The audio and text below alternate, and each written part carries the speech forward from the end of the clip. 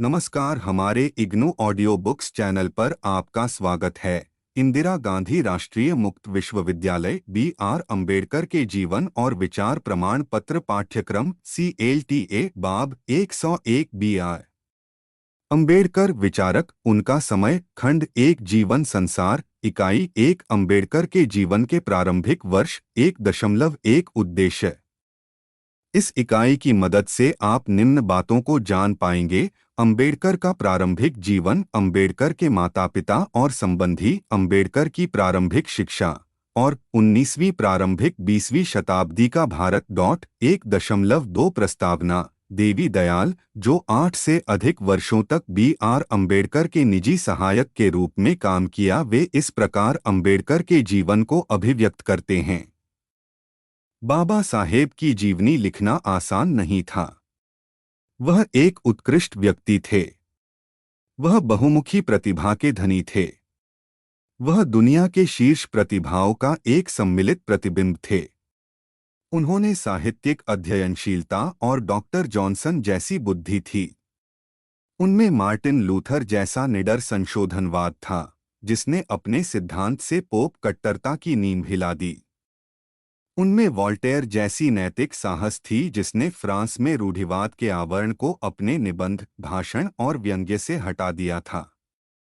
बाबा साहेब के पास Karl Marx जैसी शैक्षिक ताकत थी।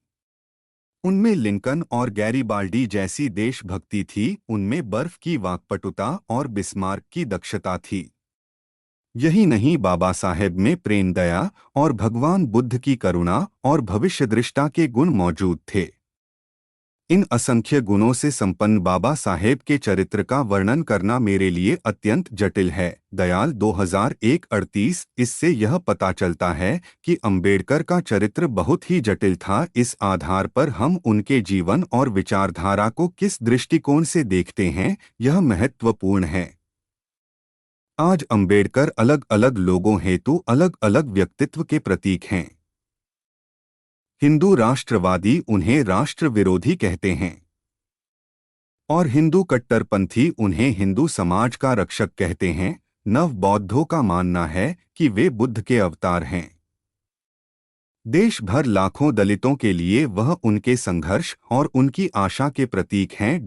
दलित समुदाय के एक सदस्य के रूप में अंबेडकर उनकी भावनाओं को मुखरित किया है और उनकी समानता, सामाजिक न्याय, आत्मसम्मान और स्वतंत्रता सुनिश्चित करने के लिए जीवन भर संघर्षरत रहे। इस प्रकार अंबेडकर ने दलितों की सामाजिक मुक्ति, आर्थिक मुक्ति और राजनीतिक उन्नति के लिए बड़े ही जोश खरोश के साथ कार्य किया, और ऐसा कार्य किसी भी उच्च जाति के नेता ने नहीं किया। अंबेडकर के बारे में अधिक जानकारी प्राप्त करने के लिए आइए भारतीय इतिहास की पृष्ठभूमि में चलते हैं और उनके जीवन और कैरियर के बारे में जानकारी प्राप्त करते हैं। 1.3 अंबेडकर का प्रारंभिक जीवन। भीमराव रामजी अंबेडकर 1891-1956 को भारत में लाखों दलितों द्वारा बाबा साहेब के नाम से जाना जाता है और उनका जन्म दिनांक 14 अप्रैल 1891 को मऊ युद्ध का सैन्य मुख्यालय में हुआ था, जो कि मध्य भारत में इंदौर के पास एक सैन्य शहर है। वे रामजी सतपाल और भीमाबाई की 14वीं संतान थे। रामजी का संबंध महाराष्ट्र के रत्नागिरी जिले के एक गरीब महार परिवार से था। रामजी के पिता मालोजी सतपाल सेना से एक सेवानिवृत्त सैन्य व्यक्ति थे। अपने पिता की तरह रामजी भी सेना की टुकड़ी 2 ग्रेनेडियर्स में शामिल हो गए और सूबेदार मेजर के पद तक पहुंचे। उन्होंने वर्ष 1893 में सेवानिवृत्ति के बाद 14 साल तक एक सैन्य स्कूल के प्रधानाध्यापक के रूप में कार्य किया और उन्हें 50 रुपये प्रति माह पेंशन मिलता था, जिसके आधार पर वे रत्नागिरी जिले में दापोली में बस गए। वर्ष 1894 में वे लोक निर्माण विभाग, रत्नागिरी में एक स्टोरकीपर के रूप में फिर से नियुक्त हुए और बाद में उनका स्थानांतरण सतारा में हो गया। अंबेडकर भाग्यशाली थे कि उनके माता पिता अच्छे स्वभाव के थे। उनके पिता मेहनती और स्वभाव से भक्त थे। वह काफी प्रभावशाली, उदार और बातूनी थे। वह सुबह शाम पूजा अर्चना करते थे जिसमें उनके बच्चे शामिल होते थे। वे रामायण और महाभारत का पाठ करते थे और मोरोपंत, मुक्तेश्वर और तुकाराम जैसे मराठी संत कवियों के भक्ति गीत गाते थे। इस प्रकार से महाकाव्यों और गीतों का नियमित गायन का प्रभाव प्रारंभ से ही बच्चों पर पड़ा और अंबेडकर भी इससे अछूते नहीं रहे, जिसका असर उनके लेखन और बाद के वर्षों में उनके द्वारा दिए गए भाषण तुकाराम के उद्धरण से मिलता है। युवावस्था में क्रिकेट और फुटबॉल खेलते थे, जिससे उनका स्वास्थ्य अच्छा बना रहा। ये महात्मा ज्योतिबा फुले, जो सत्य शोधक समाज द ट्रुथ सीकिंग सोसाइटी के संस्थापक थे, उनके समकालीन थे तथा महाराष्ट्र में गैर ब्राह्मणों की जाति विरोधी आंदोलन के विरुद्ध संघर्ष करने वाले अग्रणी व्यक्ति थे। फुले के एक दोस्त और प्रशंसक के रूप में रामजी ने अपने समय और समाज के सामाजिक समस्याओं को दूर करने का कार्य किया। वर्ष 1892 में जब ब्रिटिश सरकार ने ऊंची जातियों द्वारा एक याचिका के परिणाम के रूप में भारतीय सेना में महार की भर्ती पर प्रतिबंध लगाने के आदेश जारी किए, तब रामजी ने आदेश का विरोध किया। उन्होंने लोगों को संगठित किया और जस्टिस महादेव गोविंद रानाडे की मदद से एक याचिका का मसौदा तैयार किया और सरकार को इसे प्रस्तुत किया ताकि इस अन्यायपूर्ण आदेश को रद्द किया जा सके। कई साल बाद अंबेडकर ने अपने पिता के पुराने कागजातों के बंडल में उस याचिका की एक प्रति पाई। अंबेडकर की भीमाबाई का संबंध बॉम्बे राज्य के ठाणे जिले में स्थित मुरबाद गांव से था। उनका परिवार अपेक्षाकृत धनी था।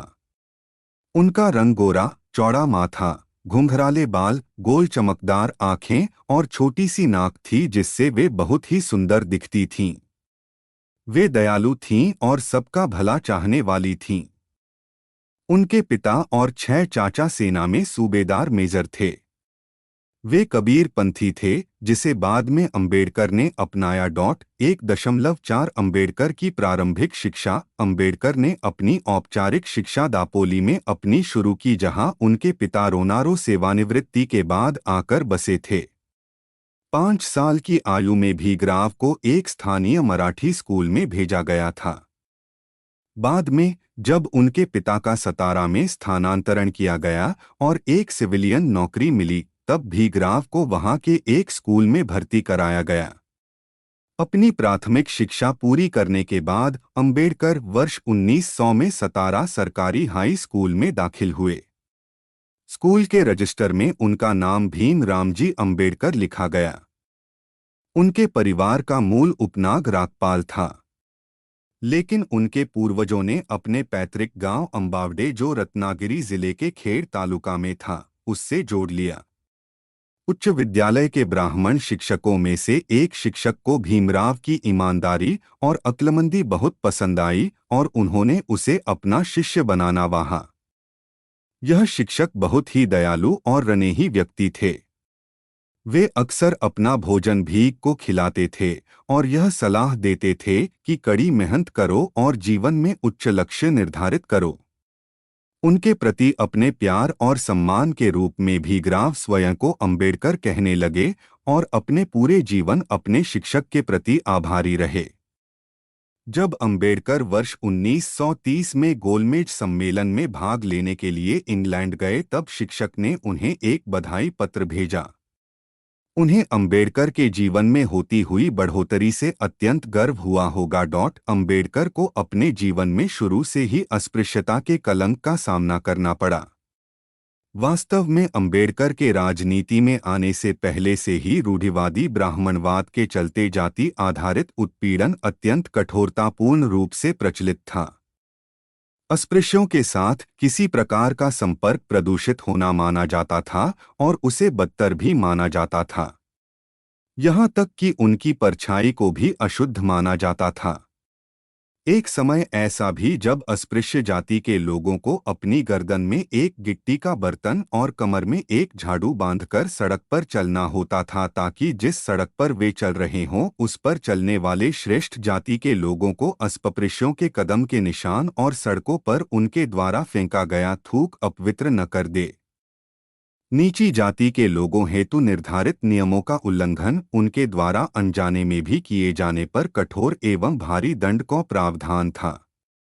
इस प्रकार के अपमान का सामना करने के कारण अंबेडकर के मन में हिंदू व्यवस्था से घृणा से हो गई, क्योंकि इस व्यवस्था के चलते उन्हें और उनकी जाति के लोगों को दयनीय जीवन जीना पड़ा। कई दर्दनाक घटनाओं ने अंबेडकर को एहसास कराया कि जाति व्यवस्था भेदभावपूर्ण प्रावधानों पर आधारित है। इसका सफाया करना उन्होंने अपने जीवन का लक्ष्य बनाया। गर्मी के मौसम में एक दिन भीम अपने बड़े भाई और छोटे भतीजे के साथ गोरेगांव के लिए अपने पिता से मिलने के लिए रेल से निकल पड़े, जहां उनके पिता खजांची के रूप में कार्य करते थे। उन्होंने पडली रेलवे स्टेशन से रेल पकड़ी और मसूर तक की यात्रा की। चूंकि उनके पिता को समय से पत्र नहीं मिल पाया था, इसलिए वे उन्हें लेने के लिए स्टेशन तक नहीं पहुंचे थे। काफी समय इंतजार करने के बाद उन्होंने स्टेशन मास्टर, जो हिंदू जाति का ही था, उसे एक बैलगाड़ी की व्यवस्था करने के लिए राजी कर लिए और इस प्रकार वे गोरेगांव के लिए चल पड़े। बैलगाड़ी से अभी वे ज्यादा दूर गए भी नहीं थे कि भगवान से डरने वाले उस हिंदू बैलगाड़ी वाले को जैसे ही यह पता चल गया कि वे नीची जाति के परिवार से संबंध रखते हैं, उसने उन्हें बैलगाड़ी से नीचे उतार दिया। लेकिन जब लड़कों ने उसे दोगुना किराया दिया, तब उराने उन्हें बैलगाड़ी में बैठने की अनुमति दे दी, पर बैलगाड़ी को भीख के बड़े भाई को हाँकना पड़ा। जब बैलगाड़ी भीख के बड़े भाई चला रहे थे, तब बैलगाड़ी वाला अशुद्ध होने के डर से गाड़ी में नहीं बैठा और वह बैलगाड़ी के पीछे पैदल ही चलता रहा। बच्चों को शाम से लेकर आधी रात तक रास्ते में पानी की एक बूंद पिए बिना यात्रा करनी पड़ी। रास्ते में जहां भी उन्होंने लोगों से पानी मांगा, लोगों ने उन्हें गंदे पानी की ओर इशारा किया या आगे जाने के लिए कह दिया। भीम के लिए यह पहला गहरा सदमा था जब उन्हें इस बात का एहसास हुआ कि उनका संबंध एक नीची जाति से है, जिसे हिंदू जाति के नियमों के अनुसार गंदे खाने एवं पानी का रोवन करना होता है। इरा के विरोध में कुछ दिनों बाद भीम को एक सार्वजनिक स्थान से पानी पीते हुए देखा गया। इसके कारण बड़ी जाति के लोगों ने उन्हें पकड़ लिया और बुरी तरह पीटा। बाद में भीम ने हिंदू समाज द्वारा अस्पृश्यों के खिलाफ बनाए गए अनेक बर्बर नियमों के बारे में पता लगाया। उदाहरण के तौर पर उन्हें यह पता चला कि नाई, जो उन्हीं के रागान, धर्मावलंबी और नागरिक हैं, वे उनका बाल इस डर के मारे नहीं काटते कि कहीं वे अपवित्र न हो जाएं। इस कारण भीम की बहनें उनके बाल काटती थीं। समाज के लोगों द्वारा नियमित रूप से अपमानित एवं अमानवीय व्यवहार किए जाने के कारण भीम का व्यक्तित्व अलग ही आकार लेने लगा। वे झगड़ालू, रांशाधनयुक्त एवं निडर थे। यहाँ तक कि वे किसी के व्यवहार एवं अनुशासन में नियमों के विरुद्ध कमी पाकर उसकी अवहेलना कर सकते थे। कोई भी उन्हें चुनौती देकर भी किसी कार्य को करने से नहीं रोक सकता था। एक दिन वे बारिश में भीगते हुए स्कूल पहुंचे, क्योंकि उनके साथियों ने उन्हें चुनौती दी थी कि वे बारिश में बिना छाते के स्कूल आकर दिखाएं। पानी से तरबतर कमीज और धोती पहने जब वे कक्षा में पहुंचे, तब उनके शिक्षक, जिनका नाम पेंडरो था, की नज़र उन पर पड़ी। उन्होंने तुरंत ही अपने लड़के से कहा कि वह भीम को अपने आवास पर ले जाएं और गर्म पानी से नहाने की व्यवस्था करे तथा उन्हें पहनने के लिए कपड़े दें तथा साथ ही उनके गिले कपड़ों को सूखने के लिए डाल दे। अपने स्कूली दिनों के दौरान उन्हें अपने शिक्षकों एवं स्कूल के सहपाठियों के भेदभावपूर्ण रवैये का सामना करना पड़ा। उन्हें अपनी क्लास में सहपाठियों से अलग बैठने को मजबूर किया गया। ये दूसरे बच्चों से नहीं मिल सकते थे और न ही क्रिकेट अथवा कोई अन्य गेम खेल सकते थे। यहाँ तक कि अध्यापक उनकी नोटबुक को स्पर्श तक नहीं करते थे। शायद अंबेडकर की जीवनी लिखने वाले धनंजय कीर के निम्न उद्धरण से उचित कुछ और नहीं हो सकता है, जिससे अंबेडकर के स्कूली दिनों के कड़वे अनुभवों के बारे में जानकारी गिले। आमतौर पर उन्हें और उनके भाई को क्लास के एक कोने में अपनी कपड़े से बनी बटाई पर बैठना होता था, जिसे वे रोज लेकर आते थे। अध्यापक उनकी नोटबुक को स्पर्श तक नहीं करते थे और न ही कोई अध्यापक उनसे कविता सुनता था और न ही कोई सवाल पूछता था, क्योंकि उन्हें अपवित्र होने का डर था। जब कभी इन दोनों बच्चों को स्कूल में प्यारा लगती थी तब उन्हें अपना मुंह ऊपर करके खोलना होता था ताकि कोई दूसरा व्यक्ति कीट से उन्हें पानी पिला सके। कीर 1990 14 से 15। इस प्रकार के हतोत्साहित माहौल की वजह से भीग को अपनी पढ़ाई के प्रति कम अथवा तनिक भर भी प्रेम नहीं था। वे पढ़ाई के स्थान पर दूसरे शौक में संलिप्त होने लगे थे। बचपन से ही उन्हें बागवानी ने मोहित किया, जिसकी वजह से वे जो भी पैसा बचा पाते उससे नए पौधे खरीदकर उरा की देखभाल में लग जाते थे। एक प्रकार से वे इस प्रकार के आवरण से तंग आ चुके थे और उन्होंने गवेशियों एवं बकरियों को पालना शुरू कर दिया था। कीर अंबेडकर के एक भाषण का उद्धरण देते हैं जहां उन्होंने यह उल्लेख किया है कि अंबेडकर ने रेलवे स्टेशन पर कुली के रूप में कार्य किया। अंबेडकर के शब्दों में, वास्तव में एक समय मैंने रातारा रेलवे स्टेशन पर हगाल का कार्य किया। मेरे इरा कार्य से मेरी चाची बहुत नाराज हुई, पर वह मुझसे बहुत प्यार करती थीं, इसलिए उन्होंने मुझे कोई दंड नहीं दिया। कीर 1990 15। भीग की पारिवारिक स्थिति ने भी उन्हें कमजोर बनाया। भीम के पिता रामजी ने अपनी पहली पत्नी की मृत्यु के उपरांत दूसरी शादी बच्चों के परवरिश को ध्यान में रखकर कर ली। भीम को यह सब पसंद नहीं आया। जब उनकी सौतेली माँ उनकी माँ के गहने पहनने लगी तब उन्हें अपनी सौतेली माँ से घृणा होने लगी। भीग ने यह निर्णय लिया कि वे अपने पिता की आय पर आश्रित नहीं रहेंगे और अपने खर्चों को पूरा करने के लिए स्वयं ही कुछ कमाएंगे। उन्होंने अपनी दो बहनों जो शादी के बाद मुंबई में रहती थीं, उनसे सुना था कि मुंबई के जिलों में रोजगार के अवसर उपलब्ध हैं। भीम ने निर्णय लिया कि वे मुंबई जाएंगे और मिल में बाइंडिंग का काम करेंगे, परंतु उनके पास किराए का पैसा नहीं था। उन्होंने एक योजना बनाई कि वे अपनी चाची का पर्स चुराएंगे और इसके लिए उन्हें अपनी चाची के पास जमीन पर सोना पड़ा। अंबेडकर का यह पश्चाताप काफी समय बाद इस प्रकार सामने आया। 3 रात मैंने अपनी चाची की कगर में बंधे परों को चुराने का प्रयास किया पर असफल रहा। चौथी रात में कामयाब रहा, परंतु यह मेरी बदकिस्मती थी कि उसमें मात्र आधा आना पैसा ही था। इस आधा आना पैसा से वह मुंबई नहीं जा सकते थे। 4 रातों के उराकटु अनुभव के बाद इस प्रकार के शर्मिंदापूर्ण तरीके से पैसा एकत्रित करने की अपनी योजना को मैंने त्याग दिया और दूसरा निर्णय लिया जिसने मेरी दुनिया ही बदल दी।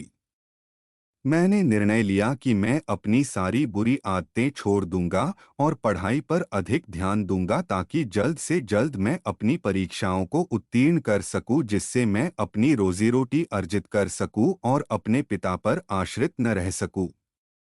कीर 1990 15 से 16। उस दिन के बाद भीग ने अपनी अनियमित आदतों एवं गतिविधियों को बंद कर दिया और पढ़ाई पर पूर्ण रूप से ध्यान दिया, जिससे उनके शिक्षक जो उनसे पहले निराश रहते थे, वे अब भीग के पिता को यह सलाह देने लगे कि वह उन्हें अच्छी शिक्षा दें। जब रातारा में रागजी की नौकरी छूट गई, वह सपरिवार वर्ष 1904 में मुंबई में बरोवे लोअर परेल के चौल में एक छोटे से कमरे में रहते थे। चौल उस क्षेत्र में था जहां केवल गिल कामगार ही रहते थे और वहां अंडरवर्ल्ड का माहौल था। रागजी की 2 बेटियों की पहले ही शादी हो चुकी थी जो बंबई में ही रहती थीं।